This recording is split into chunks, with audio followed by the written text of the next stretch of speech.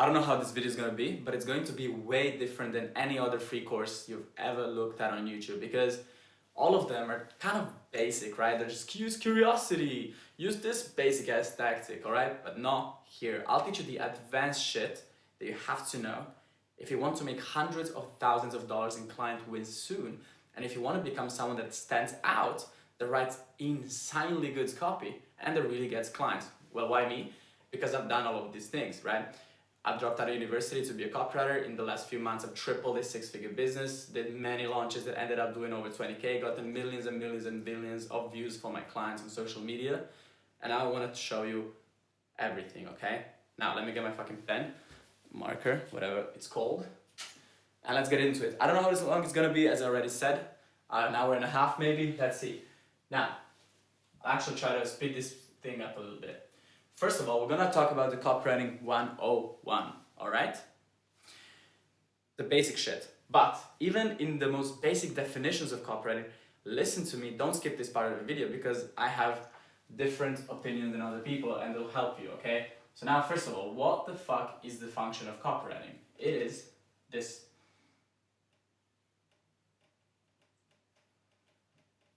Oh, are you curious? What am I writing? Huh?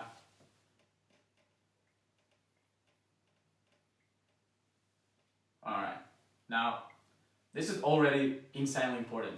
So the function is to sell through the written word, and you might have heard this definition before.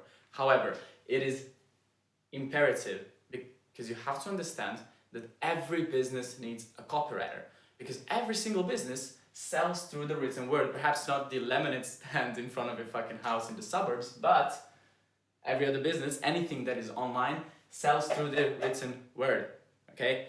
And this also means you're not just writing emails as a copywriter. You're not just making sales pages. You're not just doing one thing, right? A copywriter, by this definition, can do everything for a business. Content, research, emails, yeah, sales pages, ads, landing pages, checkout pages. It can really scale an offer. Copywriting can scale an offer, and that is your job. I mean, how much more valuable are you if you can grow a business versus if you're just writing emails? I write emails in a Google Doc versus I scale your business from 6 to 7 figures. And a copywriter can do that, because what can a copywriter do? Put content on steroids, take care of the back end, right?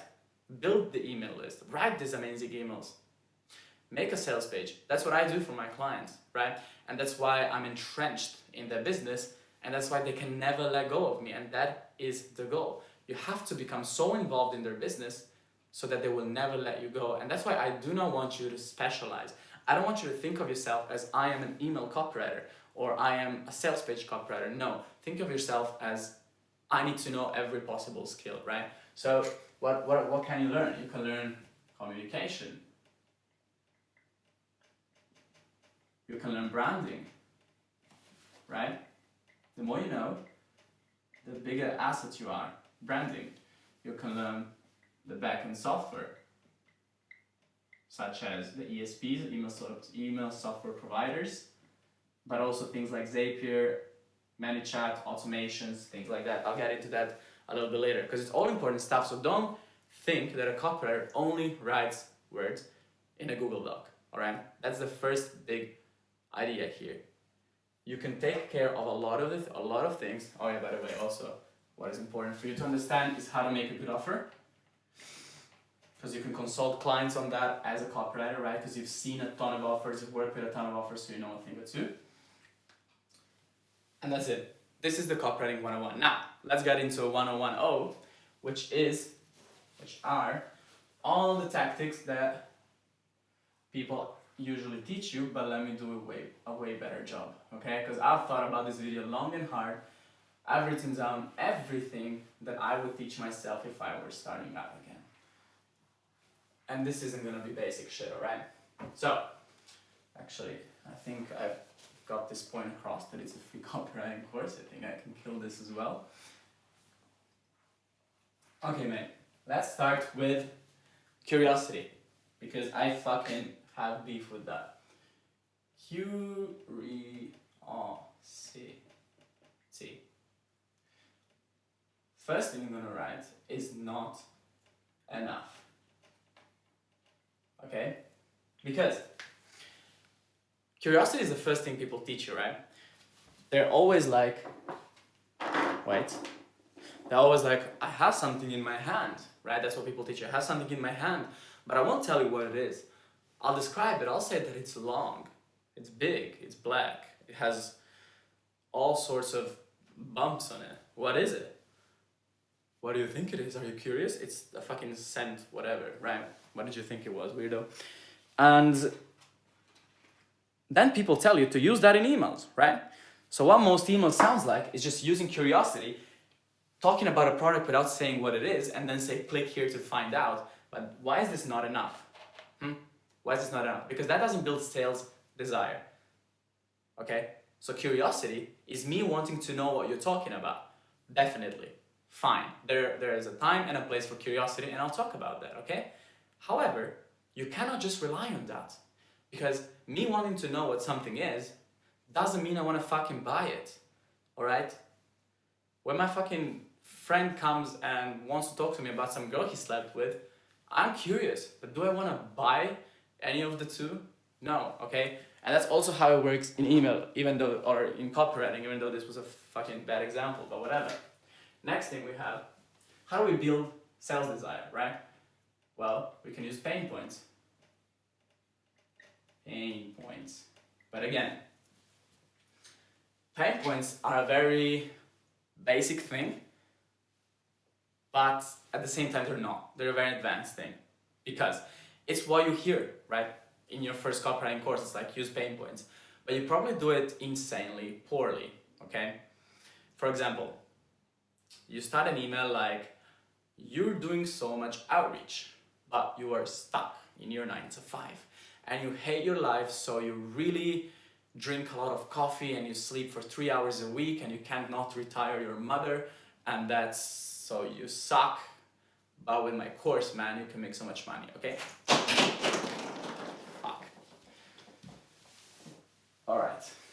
Actually saw in a video that if you drop something, it makes you relatable, I guess. So you're doing this, you're using these lame ass pain points, right? And why are they not good? Because they're not specific. So your pain points need to be a specific depiction of the internal reality of the prospect. What does this mean? That means that you have to use the words that they use and the exact feelings that they experience, the dialogue they have with people, and the monologue they have. So how do we paint a vivid picture, right? By using actions, feelings, dialogue, monologue. And for you illiterate people really watching this, dialogue is a conversation and a monologue is being schizophrenic and talking to yourself, right? Your thoughts. Now, so let me redo the example that I just gave you. Instead of saying you're doing so much outreach, I would say you're sending 40 DMs a day. Now, why am I saying 40? Because that's what people do, right? You probably are sending a lot of DMs, and you hear people telling you to do 40, right? I know this. I'm in the market. I understand. I've watched the same shit that you watch probably. I know people tell you to do 40 a day. And that's why I use this specific of 40, the specific number of 40, because the more specific I am, the more you think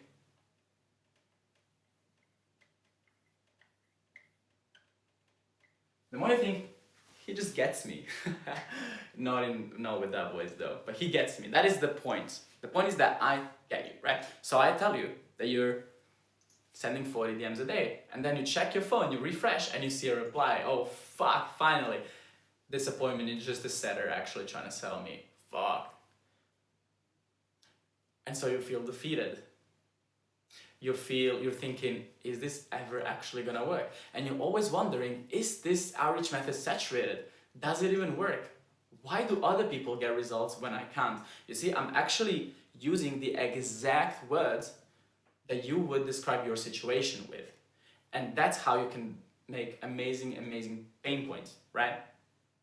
That's what I would use in the copy. So I wouldn't say, you're stuck in the rat race and you're not escaping the matrix, because that's not how you feel, right? Who the fuck cares about these words? Nobody. So you have to think like a prospect. Easy for me to do in this market, right? Because I am a copywriter, you are a copywriter. I used to feel these pains.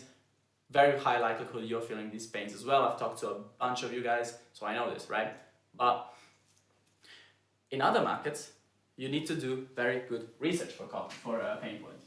So research. How do we do research for it? Client interview, step 1.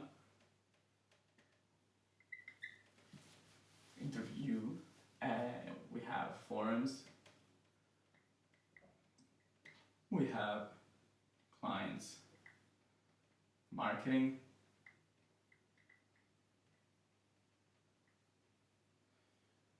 etc.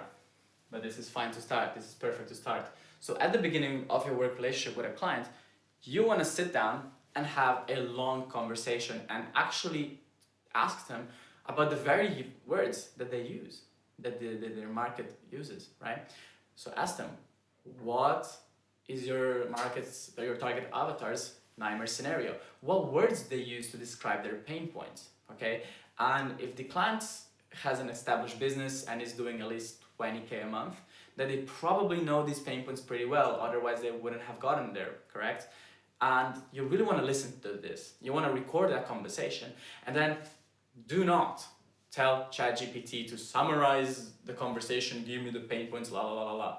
Don't do that, because what does AI do? It dilutes the message. So do not do that, please. You actually have to put in some effort. I know that sucks, right? But you have to watch this video of you speaking to a client for an hour and a half and take fucking notes, and then note down the exact words that they are using, because that will help you so much. After that, what you can do is rip through their marketing. So you take a look at their emails, take a look at their ads, or take a look at their content. Because again, if they reach a certain milestone in their business, chances are they understand their market, okay? But your job is to understand it even better than them. And that you can do with forums, like Reddit, Quora, Googling stuff around, looking at reviews, looking at the exact words that people use. So that's really what you want to be doing with pain points, because they're crucial, right? If you don't get them right, then it's just wasted space, okay? And I hope you're taking notes, by the way, because I really know what I'm talking about. And now, commercial break for a second.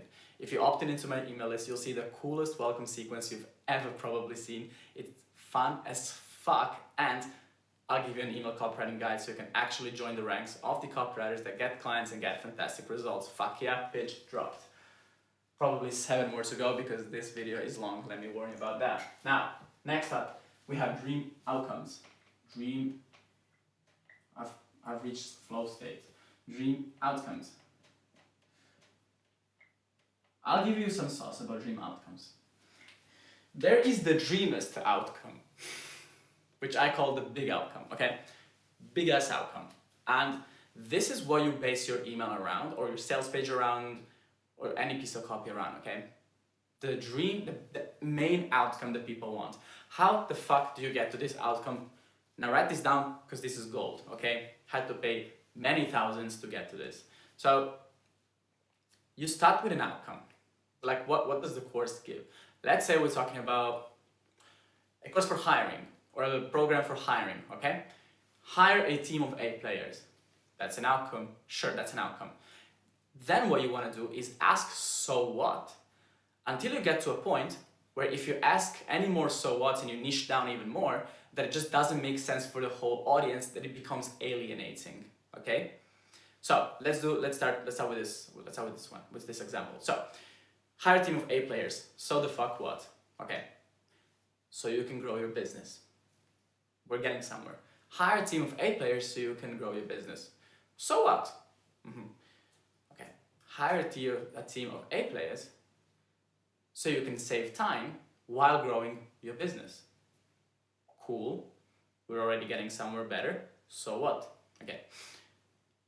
Hire a team of 8 players so you can grow your business while living the freedom lifestyle you actually started your business for. Bada boom. Now let's ask, so what? Okay, so what do you do with that freedom? All right. now it becomes alienating because some people want to fucking have a family, some people want to travel, some people want this, some people want that. And so if you niche down even more, then you're not going to be affecting the whole audience, and your results will suck because people will not read that and think, oh yeah, fuck yeah, that's me. So you stop at hire a team of A players so you can grow your business and live the freedom lifestyle you actually started your business for. Okay, that's what you want to be doing. So let's write this down. Big outcome. So what technique?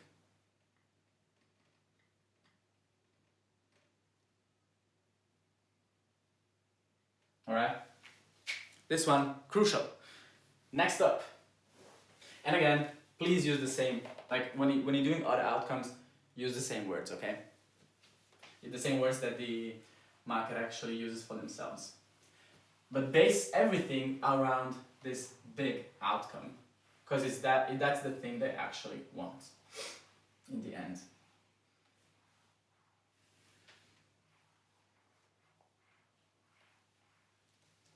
Now, to connect pain points, to connect the dream outcome, to make it logical, because people do buy on emotion, but they need logical arguments, obviously. What you want is to develop something known as a mechanism. What the fuck is a mechanism? It is the way. So, wait. This is the easiest way to explain it.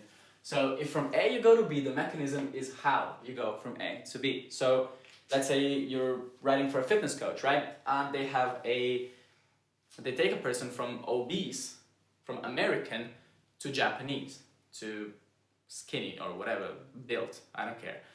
The mechanism is the method, okay? And now you really want to learn a lot about this method, because if you can really show how A, what they're doing right now, leads to pain points, and conversely, how B leads to dream outcomes, it will make so much more sense in your copy, and it will make so much more sense in your prospect's head, right? So what you're doing now, eating out, not counting your calories, for example, you're not counting your calories and you're eating out thinking that it's not a big deal, right? Or you're not counting your oil and all of these things. And then all these calories creep up and you cannot lose weight and blah, blah, blah, right? Now, but if you do count your calories, let's say that the mechanism is calorie counting, I don't know, it doesn't even matter, which is, by the way, not a great mechanism because people hate counting calories. But let's just forget about that for a moment. I mean, I'm riffing off the top of my head. Let's say it's calorie counting. So, but if you count your calories, every time with this easy fucking just take a screenshot of whatever you're eating and it's going to calculate it and track it. And then you'll have a full picture of what you're eating and just take anything from the cookbook and you'll get such cool recipes that you'll love, and you'll finally lose weight, feel better, look better, fuck better, all of these things, okay? So this is the mechanism, the logical. And the more you can really show how the mechanism leads to the dream outcomes in a logical way, the better, okay? Because readers do need a lot of information to actually buy. I mean, if you've ever bought anything online, you know, you want to make sure that it's going to work. And you give logical arguments to actually show that something is working. And then you sprinkle in emotion to get them to act. That's the kind of thought that I want you to have. Next up. Excuse me for a second because I really have a shitload of things. Okay. Next up, objections. We're gonna handle those. Ha ha ha ha ha. Objections. An objection is, for example, this costs too much, or I don't believe this is going to work for me, or you don't have enough proof. So basically, it's the reader bitching about why they don't want to buy something, okay? And you have to overcome it. You have to give actual reasons. And they also need to be logical, by the way, because it has to be a good reason. And now, calling out the reader's objections is insanely important. Why? Well, because as long as I have objections, I'm not going to buy it. No one is going to buy it. But so if you handle them, they will. And a trick to just annihilate objections is to make them sound than they actually are.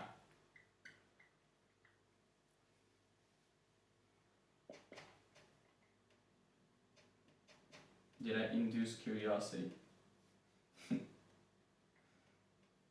Make them sound worse than they actually are. Why? Because, excuse me, let's say I'm reading something and I have this objection, okay? I don't want to count calories. And then you write the objection as worse than it is in my head. In my head is, I don't really have time to count calories. But you write it as, why the hell would I ever do something like count calories? Do you not understand just how busy I am? Okay, when I read that, my objection sounds soft in comparison, all right? And that's why that helps so much. So when you really blow it out of proportion, you make kind of an objection anchor, if you want to call it that way, where my actual objection doesn't sound as bad, okay? So do that. Next up. And really, once again, use the research and ask the client, what are their actual objections? Because if you're just overcoming objections for the sake of doing that, you might as well just not even do it, because again, you'll waste space. You will overcome something that does not exist. And when you overcome the right objection, that actually will help you make so much money. Like I have this story where one of my clients has a membership, right, where you get all of their courses. And whenever I'd be selling a one-off course, like this huge objection that stands in the way is, why would I not just get the membership when the membership is cheaper than getting a one-off course and I would get everything you have? So that's a huge objection. No matter how many dream outcomes I can give about this course, no matter how many pain points I press on, the reader is still reading and being like, why the fuck would I buy this? Okay? So as soon as I got over that, by saying that you don't need to deal with recurring payments, and that the membership is for those who want to evolve, but if you only would need one skill, then you get a membership, sales exploded. That email did great, and I reuse it every few months, but I change it up a little bit. Next up, we have urgency / scarcity. Urgency, scarcity. By the way, give me a second, let me just check that I'm still recording, because I have a little bit of trauma. If you've ever tried to record a YouTube video, you know what I'm talking about. But anyway, urgency, scarcity. This is very important, okay? Now let me give you the distinction. Urgency is when, for example, I say, there's 2 hours left to buy something, urgent, fucking do it now, okay? Scarcity means there are only 3 spots left. Now, scarcity, if you can use scarcity, it works even better than urgency. Why? Because it's real, all right? Urgency is always manufactured. When I put a discount for one of my courses and I say you have 2 hours to do it, like, what do you mean you have 2 hours to get it? Fine, like, in some internal point, you know that it is manufactured. You still feel it. You still feel the deadline, but you would feel it even more if I were like, yeah, I only have 3 more apples, and look at all of these people wanting these 3 apples. Then something primal kicks in, right? Some from evolution. And you just want to grab that fucking apple because there are 3 more left and there's so many people, obviously, given that you want the apple. But now, it's very important because without urgency, not much gets done. And you have, without urgency / scarcity, and you have a few ways of giving urgency and scarcity. The first one is obviously 2 hours left, I'm running a promo, okay? But you won't always have that. You're not always running a promo. And depending on where you are in your copywriting journey, you're probably not even running promos. You just want to do emails, you just want to do sales pages. I mean, you're just like writing a singular email, okay? And you can still give urgency though, such as, what happens if you don't buy now? These bad things will happen if you don't fix this problem. And the later you fix this problem, the more these problems actually snowball. So that is also urgency. You don't always have to have a deadline. With scarcity, you can't really do that, because with scarcity, you just have to be honest, say, well, there are 3 left. how do you just, like, you can't do that without an actual motive. But with urgency, you can. So I urge you to use it. So we have actual hours left, but we also have what happens if you don't solve this problem. Think about how to do urgency all the time. Then we have proof. This one is a big one, and it's such a misconception. Proof. Not really a misconception, people just don't know how to use it well. So, when I say proof, you think testimonials. You think, yeah, testimonials, case studies, things like that, and you wouldn't be wrong, okay? But what most people do, let's say they're writing a sales page, and they're like, okay, first I have to use this section, then this section, that section, and then I drop the testimonials at the bottom. Don't do it. No. A proof is something you use.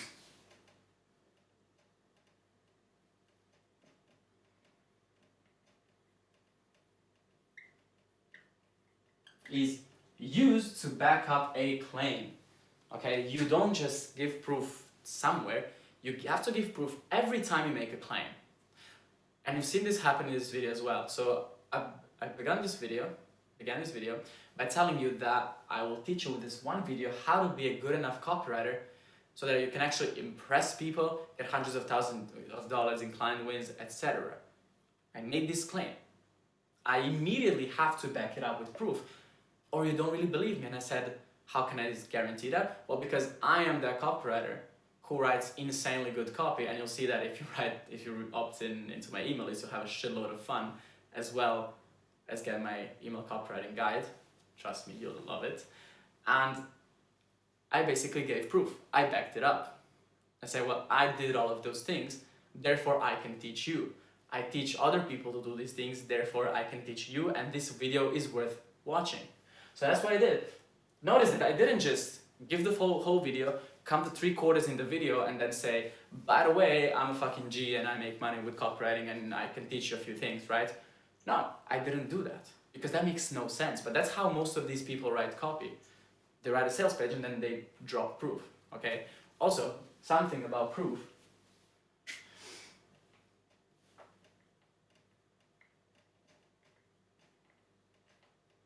Is that it's boring. No one likes reading testimonials because that just signals, oh, I'm being sold to. So nobody likes testimonials. So you really have to make them fun. You have to make them fun, and in my email copywriting guide, I show exactly how to do that. But the gist of it is that you want to wave it into stories, okay? Because the more you wave it into stories, well, the more you can make it fun. And the more you can trick people into not even understanding that they're reading proof, the more they're going to read. And the more they read, obviously, the closer they are to buying, pretty much. So again, always have it in mind that I'm not just dropping proof for no reason down at the bottom, used to back it up a claim, and keeping in mind that proof is boring and that you have to make it fun. Next element, seldom talked about, is trust. And this one is also very important. This one is insanely important. And trust, yes, proof is it's kind of a form of trust, but that's not just what it is. Trust is also giving off the vibe that I want the best for you.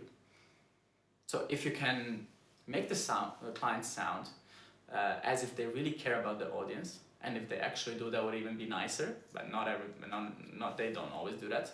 And if you make people feel like you won't screw them over and like you have their best interest in mind, well then it doesn't matter. You just trust them. Nothing matters. Whatever they say is law. You can just lean on to them, right? For example, for me, I call out AI copywriting a lot, even though the whole industry is obsessed with AI copywriting. But I tell you, look, that is a shortcut. And what sells amazingly well? Shortcuts, right? People want to tell you, buy my course and you'll learn how to make 10 emails in 10 minutes without even turning on your brain. But I tell you, I don't teach you that. I teach you how to actually use your hands to write insanely good copy so you can be much better than these AI copywriting fucking kids. And I don't care if I'll sell as fewer things. I really don't care. Why? Because I have your best interest in mind, so you can trust me. So when I do put out a product, you can actually buy it knowing that I'm not gonna screw you over. And now this isn't just a bit to make you trust me, right? This is honest. This is what I actually do. This is what I actually think like. So you have to find where your clients is rallying people, rallying their audience against a common enemy, and you have to show that side of their personality, show that side of their thinking line, show that side of their office, why they can trust you. That is insanely important. So as you can see, let's get back to curiosity for example. So it's not just about getting the click. Okay, it doesn't matter whether you get the click often, like in emails, that doesn't matter. What matters is that over time you're building trust, that you're giving proof, that they trust you, that they feel like they understand you, they feel like this is an urgent problem. And that's why curiosity just is not enough. Curiosity is just a small part of the sales argument. For example, when you have bullets, amazing bullets on a sales page, you're so curious to see what it is. But the sales page, the bullets are often just not doing the heavy lifting of the page, of the sale. The relationship is, the trust is, then the dream outcomes and the pain points. The curiosity is just a cherry on top. But all of these idiots teach you that is literally the most important thing in the world. No, it's not. And now that we've covered the building blocks, we'll get on to writing emails. Because I know that's what you want to know. So that's where I'll go first. And while you wait for me to do this, go opt into my email list so you see how an actually professional copywriter makes an insanely fun welcome sequence that will have you reading for at least 30 minutes. And if you're wondering how that works, well, go find out. So, emails.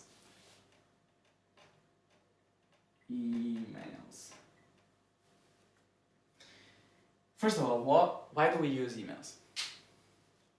We use emails to build a relationship with the reader, okay? Because you're not just doing a one-off email. What you're learning on YouTube right now is how to write an email. But for a client, you're not making an email, you're making hundreds of emails, right? Over time, obviously, not at once.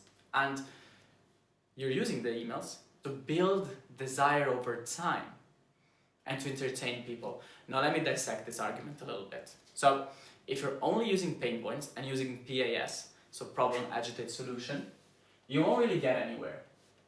So problem, agitate, solution, you've probably heard of this framework. And if you haven't, that's where you state a problem that the prospect has, then you agitate it, meaning you show how it snowballs, you show how it leads to pain points, and then you position your product as a solution. Now what I want you to think of from now on is this. I do not want you to use this almost ever. Almost never. And I say almost because sometimes it works really well. But I do not want you to base your entire email strategy off of problem, agitate, solution, because it is boring. Imagine if every email and every YouTube video you read or watched from me was simply me stating you have a problem with outreach, and so you get no clients, and so you have no money, so you have no financial security, but my course gives you all of these things. It is boring. It is insanely boring. And what I want you to think of when you're writing emails is how do I entertain? How do I entertain people? Well, why would I entertain people? It's email. Because the more you entertain them, the more they'll read. You want them to read your daily email or 3 times a week emails or whatever you're sending for months and months and months on end, because then they will build up that sales desire over time. They will build the trust over time. And whenever they step into their pain points, whenever they have the means to buy, whenever they feel it, they will buy from you, obviously. From who else would they buy? If not from the person that they're a super fan of, that they read emails from 3 times a week from head to toe. Who else? And that's the goal of emails. So I have no idea why everyone teaches you to write an email when email isn't an email. It is a series of emails for a given client. When you're writing a sales page, fuck yeah, sure. You're writing a sales page for a client. So it makes some sense that it doesn't have to be insanely fun, although it helps. It can follow a structure if you have to. I don't recommend it, and I'll talk to you a bit later about why, but it makes more sense. But in emails, you're not just writing an email, so really, really think about that. Okay, so if not PAS, which I'm not saying is a bad structure, it can work, it works, but just don't overuse it, right? I use it like 10% of the time. So if not that, I want you to use SLO. What is SLO? SLO is story, lesson, offer. So you start with a story.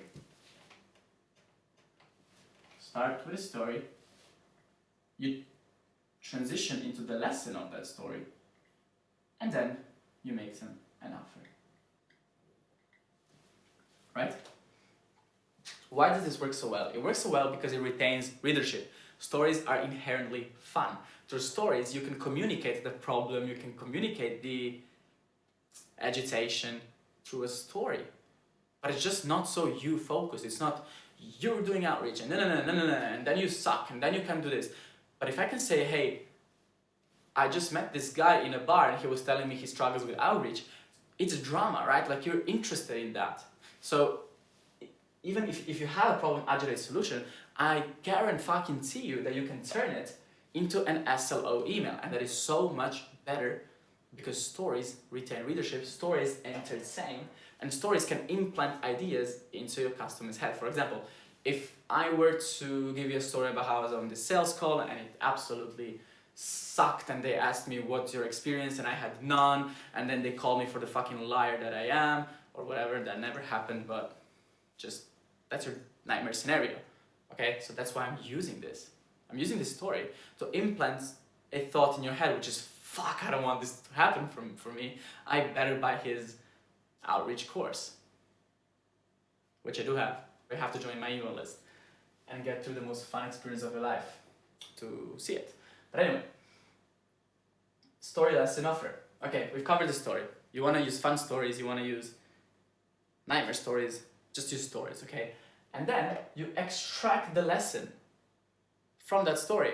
And I do not want you to think about value emails like ever again, okay? Don't do that. Just don't. Give it a tip. Just one. One focus tip is so good.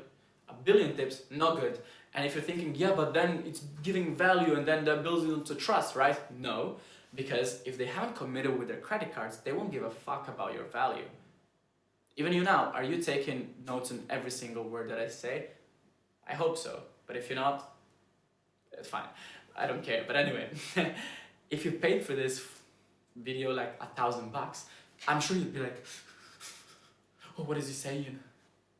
Oh, you fuck better when you use this diet. No, why did I write that? You know, you'd be like that.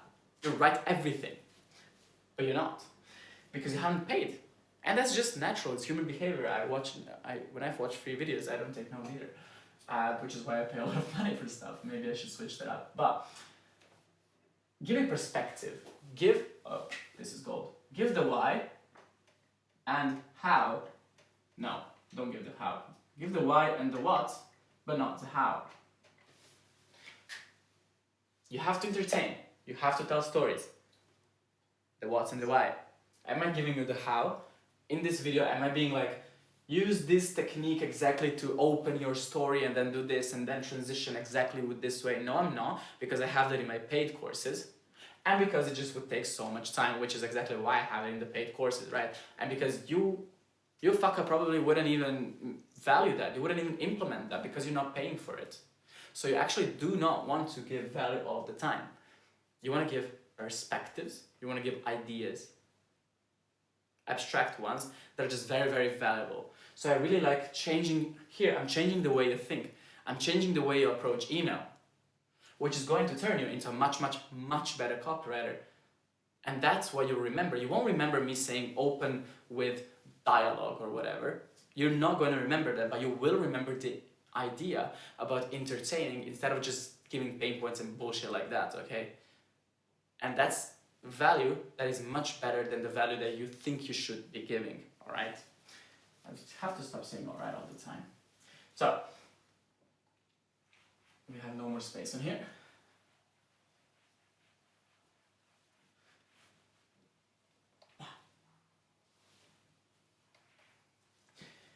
I want to give you a trick that will turn your emails so much better, which will make your email so much better, which is the rule of 1. Okay, you're giving 1 story per email, one angle, one argument, one point. You make it one point, and then you're giving one link. So what a lot of people do is that they will talk about all sorts of angles in there. They'll use all the stories, the backstory, and what it leads to, and the mechanism, and the objections, and then more proof, and this and that. Fucking stop. Take a breather. Do like an email is not an email. It's emails, which is why you really want to use the rule of one and make one email about a case study story. You want to make one email about the nightmare scenario, for example. You want to make one email about this story, about this angle, about that angle. Because then they will be effective and they build on each other over time. And you want to build on it over time because then you'll make more and more money for your client and you'll have an upward relationship. Whereas if you just use shitty copy or problem-agile solution or whatever, you'll make some money at the beginning and then it's going to go down, down, down, and down because you're not retaining readership and you'll actually lose clients. Which is not how you build a career. You build a business by stacking clients and having them be long-term and having them be amazing. So, rule of one. Think about that. Now, which sequences do you want to use? Sequences. Sequences are so popular in ecom, right? You have the win-back sequence, upsell sequence, cross-sell sequence, welcome sequence, all these types of sequences. And you don't really want to use that in info. And if you're watching me, I guess you want to work in info. If you want to work in e-commerce, I'm not the best guy to talk to, honestly. I can teach you how to write great emails, great stories, but I'm honestly not in the e-commerce niche, so go fuck off. But if you want to work in info, then the only sequences that you might need is the welcome sequence. Welcome sequence. Or webinars, but I won't get into webinars here. It's a bit outside the scope of this video. But for sequence, you want to use a welcome sequence. Now, do you even need a welcome sequence? Of course you need a welcome sequence. What is he talking about? Sometimes you don't, right? Because if you really rely on the broadcast emails, on the live regular emails, well, then you don't really need a huge welcome sequence. One is fine. If it's not so reliant on welcome emails, or if the strategy is not so reliant on the live emails, and for example, if you're selling a low-ticket digital product, then a welcome sequence comes in handy. I made a welcome sequence for one of my clients, and we're selling a $20 product. Works fantastically well, makes sales on autopilot, especially with the content strategy that I'll show you later. It just works so well. When I work for high-ticket clients, why the fuck do I need a welcome sequence that sells it on autopilot when I'm not realistically gonna sell it in the first few emails? Like, how am I supposed to sell a $10,000 program so fast? Like, that's just not an impulse buy. And so the better thing is to rely on the live emails, which actually build a relationship because you can talk about the recent things that are happening right now. That's the type of stories you want to give. So if you and I were friends and I only talked about your pain points, you probably fucking hate me, right? But if you wanted to connect with me, and how would that look like? Well, you would tell me stories about your life, I would tell you stories about my life, and we just storytell, I guess, and then we'd be friends, right? So we wouldn't just use each other's pain points. That would actually be a pretty shit friendship. And that is the whole point of these live emails. So how does it connect to sequences is, if it's a low ticket product, welcome sequence, great, but you don't have to rely on it. So think about that for yourself, okay? What else do I have about emails here in my trusted book? I have so much fucking stuff here that I just have to. All right. So we talked about broadcasts. That's what they're called. And then we also have promos, which again, I could make a 2-hour videos about that, but I won't. I won't talk about it here extensively. However, promos are limited time offers. That's all they are. How often can you run them? You can run them once a month, honestly. So basically, it's just selling your product, and either giving it a discount, putting it into a bundle, or giving a bonus. And that is it. And then you put a time limit on it. And you can really make a lot of money. And you want to send a lot of emails. I do it over 4 days, and I send 3 emails, the first 3 emails, one day after another, and then on the last day, I send up to 4 emails in a day. And that is so powerful. And you get most of the sales at the end when people feel the urgency. That's why this urgency thing is just so important. But the promos are probably not the first thing you want to install for a client. Everything that I'm telling you here is just very client focused, all right? Because that's what you want to be doing, right? The broadcasts are the first thing you want to install, okay? Because a welcome sequence just gets, like, unless the client is getting so many new leads and you just install a welcome sequence at first, you're fucked. You're fucked because it's not gonna make much money. But if they have a list of 10,000 people and you send a few emails to 10,000 people, probably make a few sales, make a lot of sales if you're good, and then you'll give them an immediate ROI and they'll want to keep you. But if you start with a welcome sequence, not the best.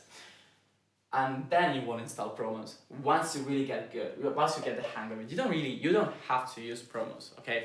If you want to push yourself out of your comfort zone and you want to be really good, use it. But at first, I wouldn't even bother doing that. I didn't even bother doing it. Got very far without promos, and I put that as, as an extra thing. And now people absolutely love it. Makes a lot of money. We've done emails now. So to recap one more time while I'm cleaning this is build a relationship, look at emails and not as an email. It's not a one-off thing. They build on each other. Use the rule of 1. Tell stories, use SLO, and you'll be fine. Turn every PAS you can into every problem actually solution, turn it into a story, lesson, offer email, and you'll be leagues better than 99% of the copywriters literally reaching out to your dream clients. And commercial break, while I write this, I have one of the most fun welcome sequences you've ever seen with,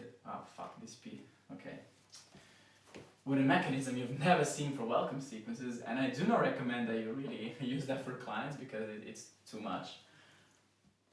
It's just too overpowered. But go check it out and get my copywriting guide. So, sales pages. People tell you to use structures in sales pages all of the time. Well, I'm not gonna do that. So what do people tell you usually? They're like, headline. And in the headline you need to have dream outcome without thing they hate in X days. And then you have the eyebrow copy or whatever. And then you have pain points, the mechanism, dream outcomes, then you give a bunch of testimonials. After that you say, in the right hands, this information could be worth $10 billion, but for the next 10 days, it will be just $3.03. And then you put a fake timer, and then you put more urgency, and then CTA, right? Fuck no. If it's the first time you're writing a sales page, by all means, go ahead and do that. If you've written more than one, even for practice, or one, and you want to get to the top level, you stop using templates, because what do experts do? Do they use templates? No. What expert ever uses a template in like any field? Like, no, none of them. You have to adapt. First thing is amount of pain points.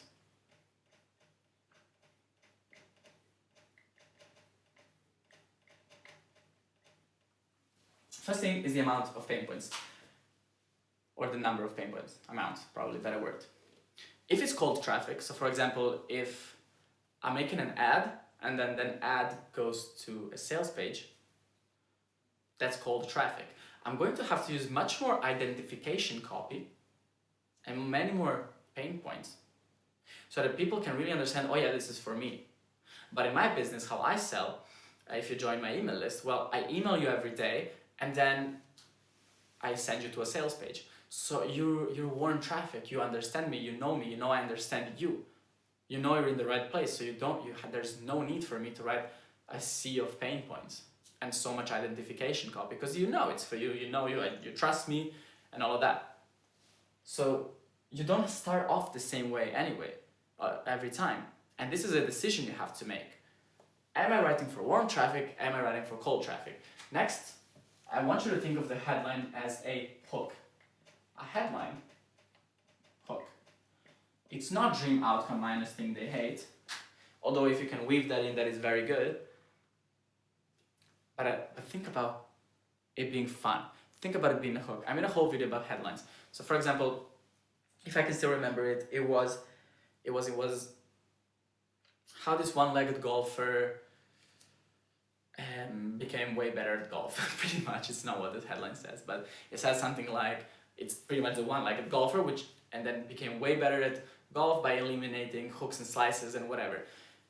That is a hook, because you want to know how the fuck did a one-legged golfer become so good? And that's why the headline made so many millions.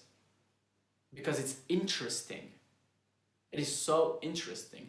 I start one of my headlines with, fuck you too, because it's something you haven't seen. And so you want to know what it is, you want to read on. It's the slippery slope. I really recommend you read the book, Copywriter's Adweek Handbook. Adweek, whatever, something like that, right? Adweek Copywriter and Handbook, you'll find it. Amazing book. And it talks about the slippery slope. And your headline should be that slippery slope where it just compels you to read on.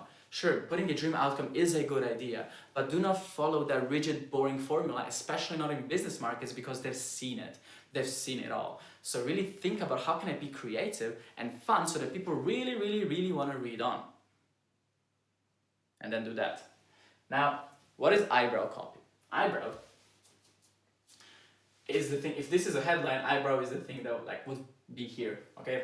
Not always needed, you stop using shit just because you see it. But what people like to do, and what I think is a good idea sometimes, is, especially for colder traffic, right? You want to say for who is it. So 4 copywriters making under 10K a month, for example. That's what I could write here, and then I would say, put a headline. But again, if I'm selling over email, obviously it's for fucking copywriters. I don't have to put that. Waste of space. You don't want to waste space. You want to be concise. That's why when I'm telling you to write the right pain point so you don't waste space, it's not because there's a magical word count. It's just because you want to be concise. You want to get to the important parts, and you want every single word to have power. So you are allowed to critically think, do I need this even though I have to put this, even though everyone tells me to always make the headline like this and then put the eyebrow copy there. No, you don't have to have it. Well, while you let that sink in. Okay. We used dream outcomes and mechanism in this video. I explained what it is.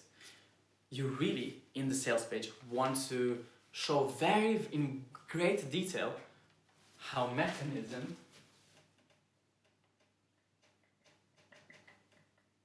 leads to outcomes. You really want to do that. And then after you do that, what helps is to put bullets. Because bullets give curiosity. And it's the cherry on top. You show how a mechanism really leads to the outcomes, and then you go into the specific thing that they'll find to give so much more curiosity about how this happens. You're already convinced that the mechanism will lead to all of the dream outcomes. And then you put so much curiosity around that, and you just have the feeling of, I need to know what is happening. How do you write good bullets? Make sure that they're things people actually want. Sure, you'll just roll your eyes and say, yeah, whatever, give me the sauce. This is the sauce, man. Or woman. Man or woman, okay? I'm like that. So, bullets have to be exactly what they want. And they don't have to be insanely even cool when you really get them on to the spot, to the T. When you get them right, when you get exactly what people want. So I can have a bullet that says, the outreach method that built my copywriting career. That's exactly what the fuck you want. So I don't even need to put all these fancy words. Sure, I can, and it would be even cooler. But even that bullet is already interesting in and of itself. Because it's what you want. And then, just another thing I'm gonna give you about bullets is to stack things inside the bullet. So if I say, just stack two or more things they want inside of a bullet. So the outreach method that built my copywriting career and how I close these clients. Better bullet, because I'm putting two things you want in a bullet instead of one thing you want in a bullet. That's it about bullets for this video, because if you just like think about this and actually use this advice in your next in your next sales page, and it's gonna be good. Now, I don't use bullets in emails. A lot of people use bullets in emails, and that sucks, because monitor your experience next time you see bullets in an email. You're just gonna you skim, because bullets in an email tell you it's fine to be lazy. Be lazy. That's why I almost never put bullets.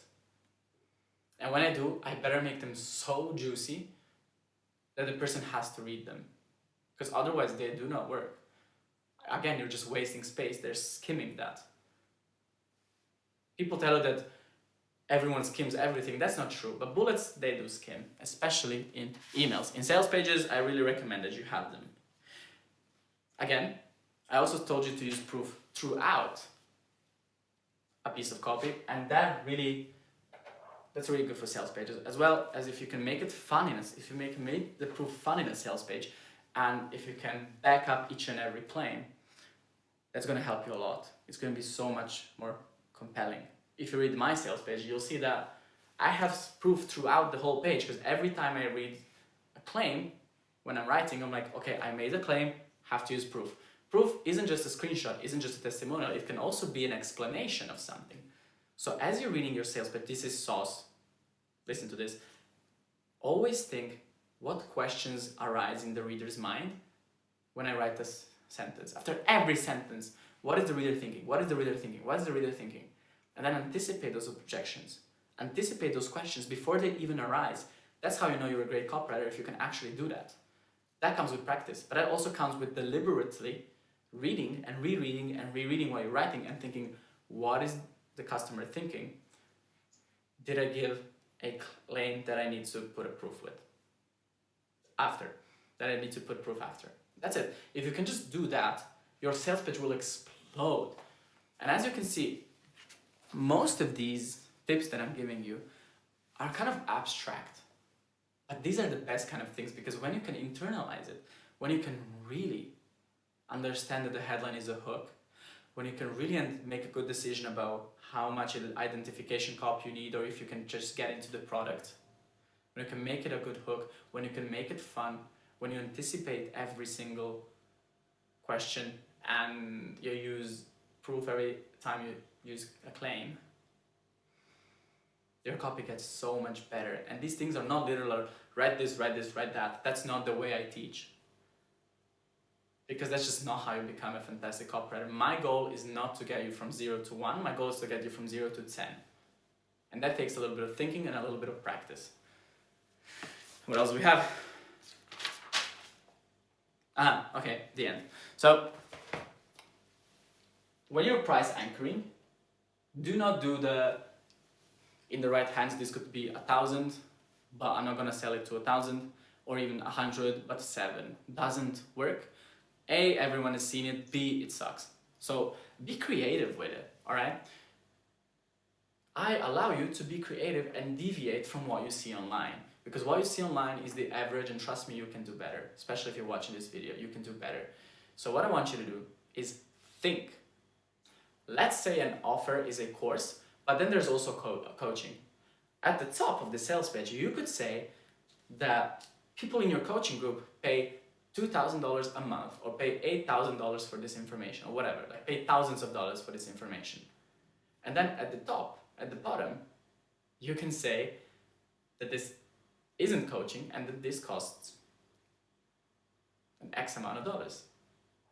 Now that works better already, because it's obviously not just it could be worth this much, but it's this much. No, there's space between it, and it's much more natural. Or you could be talking about an offer and then at the end say, and by the way, you get one-on-one input from me. And then you're not just anchoring the price, you're anchoring expectations. I mean, you're anchoring expectations all the time, but you're anchoring the perception of what is in the offer. And you can do that as well, right? Explain something as if it were a course, and then add that it's a coaching program, and fuck, now like the expectations were anchored. You're not just doing price. So get creative with it. And even if it ends up being shit, you'll understand if it's shit. Just try. Just try things out. Don't blindly stick to what you're being taught all the time, because these things don't work. Now, so we say price anchoring, creativity with it, and use guarantees well. Always ask if a client has guarantees, because if they do, oh fuck, that's good. And also tell your clients that they should have a guarantee if they don't. Tell them, teach them, help them with their offers. You can. They want to trust you. They want to lean on someone. And don't be scared of chargebacks. Usually chargeback rates are like 3%, which means that you get 100 more customers and only 3 people to fucking refund. So the business makes more money with it. It's irresistible offer. Alex Ramosi, I know you know that. Show the guarantee as zero risk. I'll give you two very good tips now. First of all, show it's zero risk. So either you achieve the big outcome that you really, really deeply want, or you get your money back. You just get your money back. And that's it. You have no worse. This is no risk. And that's a very compelling offer. One other thing that I've seen a copywriter do, which I loved so much, is in the ad, he said,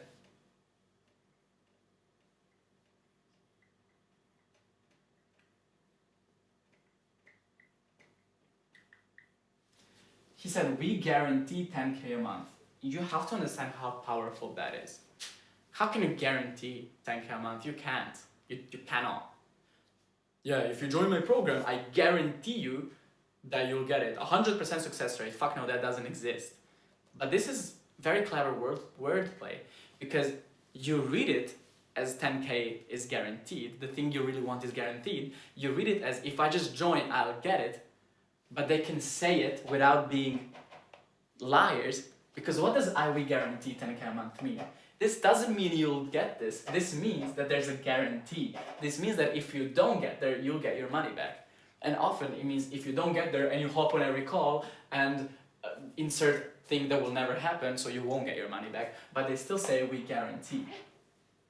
Fucking smart. When I saw this, by the way, I ended up joining that program, but I just thought this was genius. I want you to use this if you're writing in any financial niche and business niche, because it's true, but it's not true. But it's true. You can't get sued over this. You can't, because it doesn't mean you'll do it 100%. No, it means if you don't do it, we'll give you your money back. But you read it as, yes, you will achieve this big outcome if you join. So that's it with sales pages. No, it's not. I have one more. I have so much. It's a curse to know this much. One last thing about sales pages is the tone that you're writing in. When you get closer to the end, so at the beginning, it's all my fast and permanent way to become the best copywriter in the world, la la la. Then when you get to the end of a sales page, you want to come closer to the camera and then start speaking like this and being like, look man, you've read all up to here. You know whether you want this or not. I don't have to convince you any further. Like really, you've watched so many videos by now and you know you want to opt in into my email list. You know you want to have the most fun experience of this mechanism in this welcome sequence that you've never ever seen. And what does it cost you? It is literally free. It costs you nothing. Yet you learn so much because it is so valuable as well as so fun. And you really see everything that I teach and preach here. And you'll become a better copywriter just by going through it. And you'll never look at any sort of copy the same after you read mine. It's just a few minutes of your time, or perhaps 60. Basically, what am I doing here? I'm not just obnoxiously pitching my product, my free email list, which I am obnoxiously pitching, but you see how I'm like that, like having a one-to-one conversation with you at the end and just being very candid and very real, instead of being like, yeah, my welcome sequence is fantastic, you have to check it out, right? I'm not doing that. That's what I would be doing at the beginning of a page, but at the end of a page, I want to get close, real, and one-on-one. Because that kind of emotionally tortures you, that really pushes you over the edge. This real talk. So, at the end, real talk in... This is not something I've heard from anyone. I've heard it in other contexts, but not in sales pages. And I've seen that the best copywriters really do this a lot in sales pages. And I started adopting it and it just works flawlessly. Especially if you combine it with the look, there's just zero risk. You either get all these big outcomes or you just get your money back, like just join, you know? So adding that in the end is very, very powerful. Am I still recording? Check. I am. I'm still recording. Perfect. So,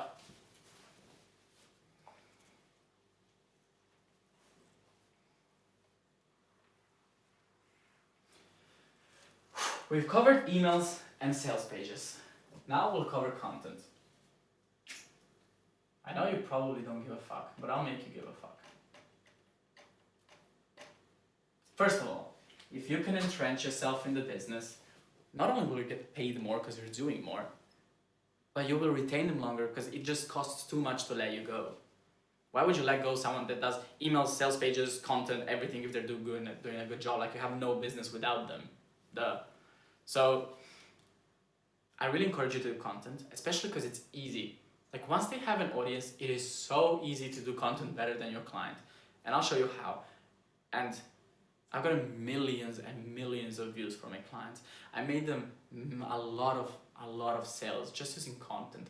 I've added thousands of people to email lists that then I've used my great skills to cash in on. So I know what I'm talking about. Let's say you want to do content for a client. What is the first step? As always, it is research. Alessandro says, and you yawn and fall asleep because you don't care about it, but you should care about it. So, research. What I mean by research is you want to find other people in the client's niche who are doing exceptionally well with their content. And then you just want to copy them. That's it. You find an outlier video, for example. So a reel that got way more, like 3 to 5 times the views of just the normal videos.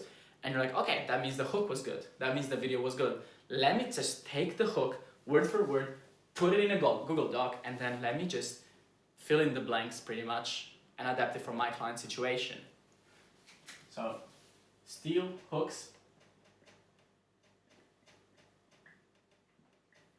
and formats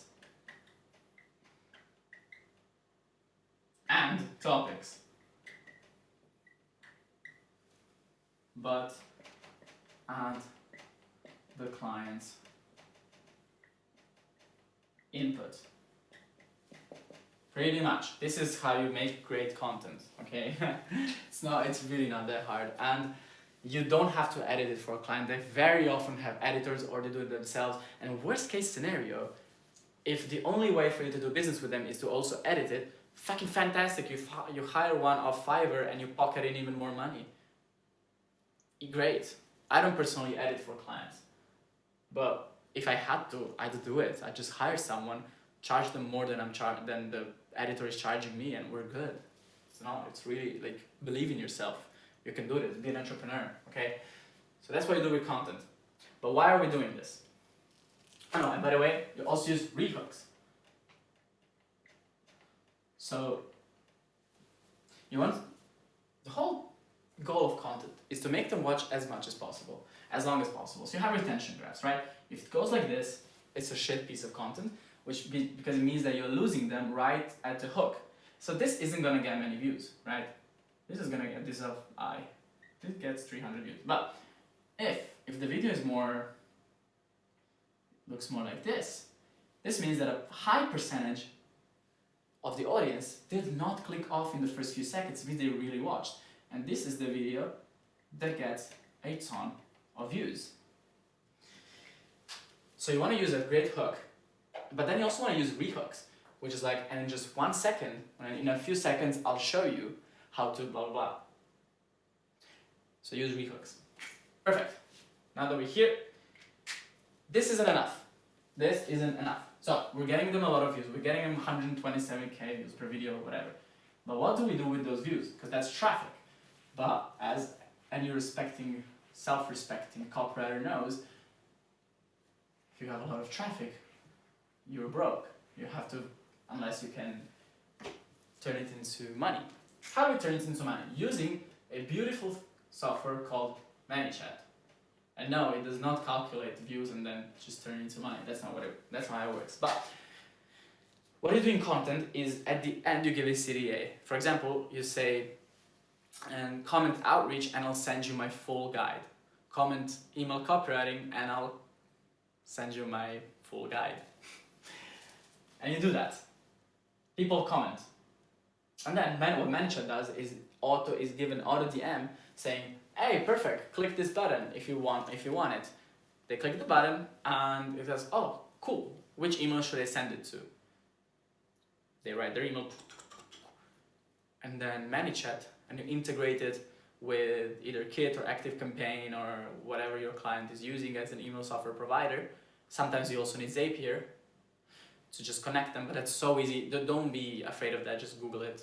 You have free YouTube tutorials on how to do it. But basically, someone comments, ManyChat gets the emails, and then, well, let me do it. So comment into ManyChat, into ESP, create a contact there, and basically you added a lead to the email list. And you'll get hundreds and hundreds and hundreds of comments over time if you can get them a lot of views, and you really build up the email list that way. And what you can do here is also, once you've added them, you can tell them, hey, here's how to start with whatever skill. And then they click a button and boom, they're on a sales page of a $9 product.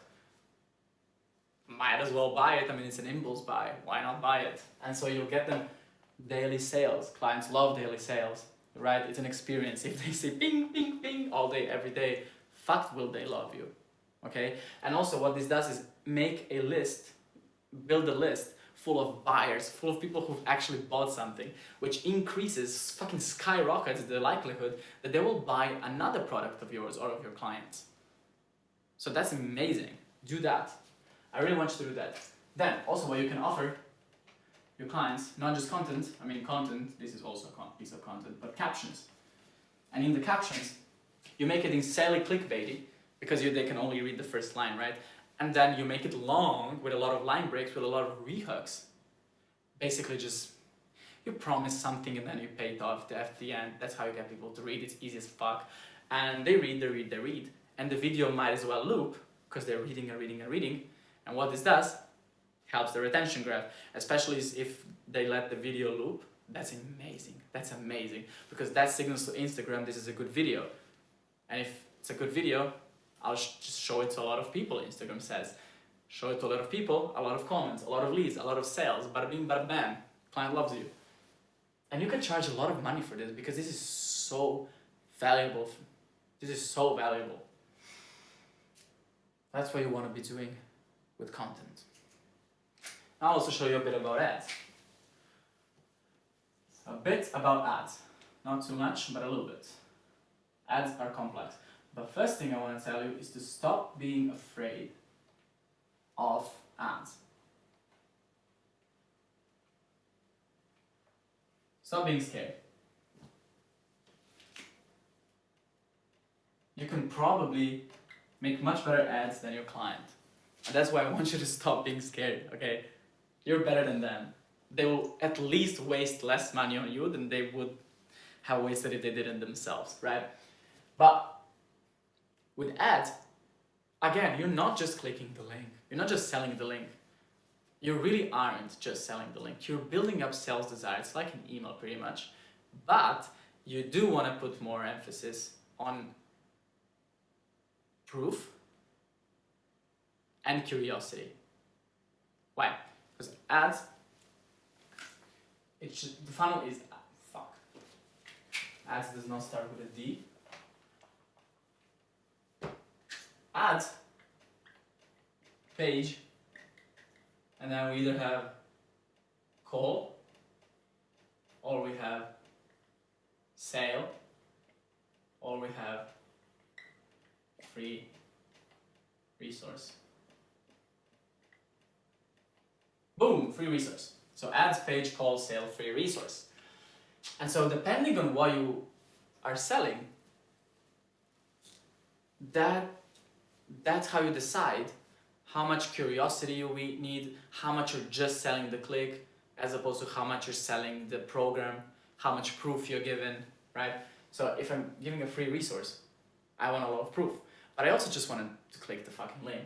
Because, I mean, it might as well, they get on a page, and if the page is good and it's a free thing, I mean, yeah, then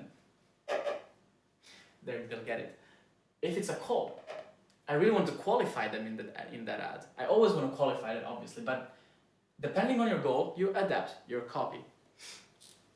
But always use a lot of proof and make it long, like make it fucking long, alright? Because for cold traffic, if you want them to take an action, you need to give them a lot of identification copy, a lot of pain points. Let me write this. Pain points.